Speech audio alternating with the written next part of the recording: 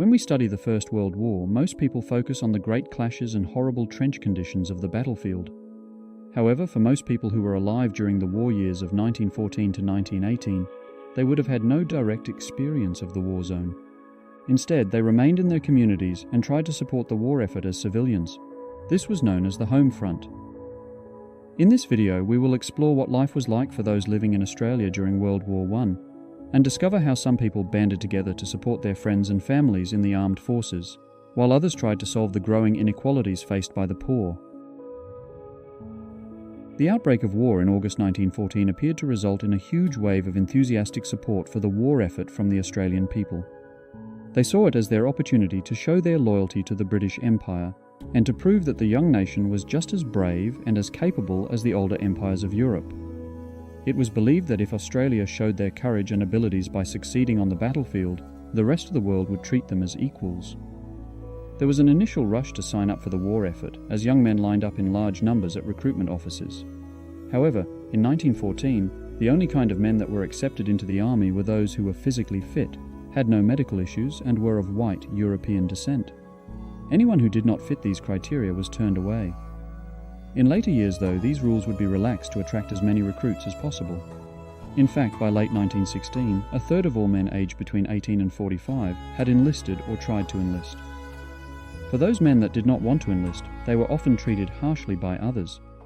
There was a perception that if they were not fighting for their country, that they were not doing their part.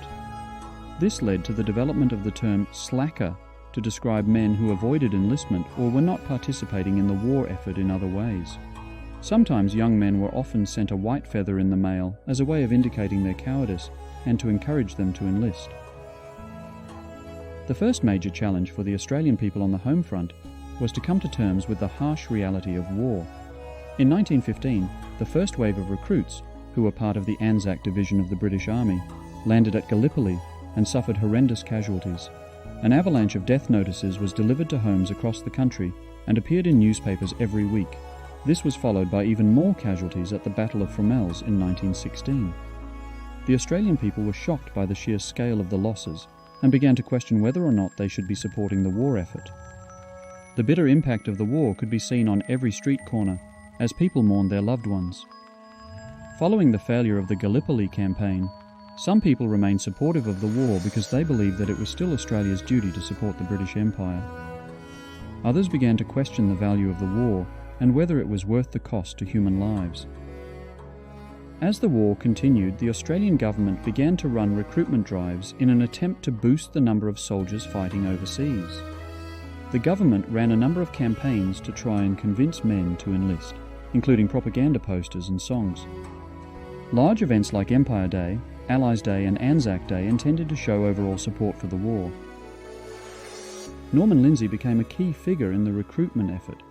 He made a range of propaganda posters on behalf of the Australian government in order to promote the idea of enlistment into the armed forces. Many of these posters featured images of strong and brave young men who were willing to fight for their country.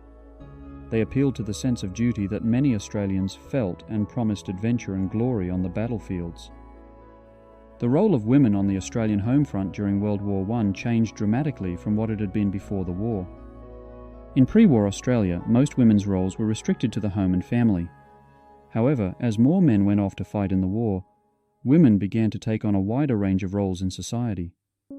Many women worked in hospitals and charities, or temporarily filled clerical roles in businesses vacated by men who left for the war. Women also played a vital role in keeping morale high on the home front. They organised activities and events such as concerts, dances and fetes in order to raise money for the war effort and keep people's spirits high. Groups like the Australian Women's National League proactively supported the war effort and encouraged young men to enlist.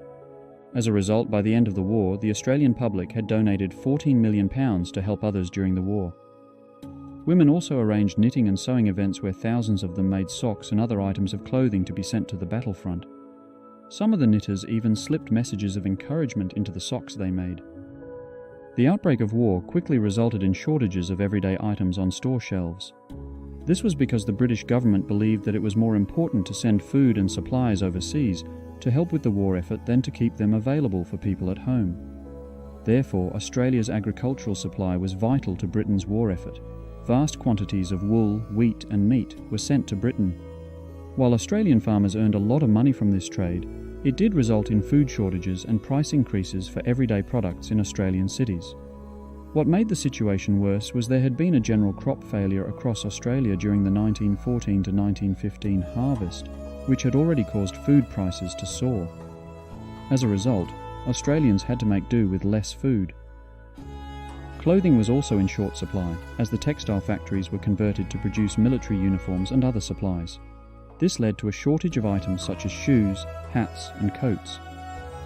The shortages continued throughout the war and became more severe as the war progressed. The general public began to become angry at their suffering at home when they saw large stockpiles of wheat and meat filling storage facilities to be sent overseas. Emergency meetings were held with state and federal governments, but little changed. So in 1917 there were actually public protests and food riots about the situation. In order to improve attitudes towards the war, the Australian government also adopted extra powers. One of the most important was the War Precautions Act. The war allowed the government to create any new laws it needed to if it affected the war effort. Normally the government would need a range of approvals to create laws that affected the Australian people, but the Act allowed them to avoid most of these approvals whenever it needed to. In 1916, Australia tried to introduce conscription in an effort to boost the number of men joining the army. Conscription is the process of forcing people to join the military. However, this was met with strong opposition from many Australians who saw it as an infringement on their rights. There were large protests against conscription. The Australian Prime Minister at the time, Billy Hughes, wanted to force conscription onto the population and decided to use a referendum to do this. A referendum is a vote where all the people in a country can have their say on an important issue. Hughes was confident that the Australian people would vote in favour of conscription, but he was wrong. The first referendum failed. So many people were against the war and conscription because they believed that it was not their fight. They thought that Australia should stay out of the conflict and focus on helping those who were affected by the war. Many people also felt as though the government had not been honest with them about the true extent of the death toll, and they were angry about being forced to fight in a conflict that they did not believe in. Both sides created propaganda posters to encourage Australians to vote for their side of the debate. The second referendum on conscription also failed, but this time by a larger margin. This showed that there was still significant opposition to conscription in Australia, even though the country was at war. As a result of these referendums, Australia never introduced compulsory military service during World War I. As the tensions around conscription, food shortages, and declining recruitment numbers rose, there was a growing fear that a civil crisis was about to break out in Australia. However, by 1918, the war was swinging significantly in the Allies' favour. By the time the war came to an end in November 1918, many of the causes of these tensions had slowly disappeared. I hope that you have enjoyed learning about the Australian home front during World War I. If you'd like to know more, please explore all of the free resources and articles on the History Skills website.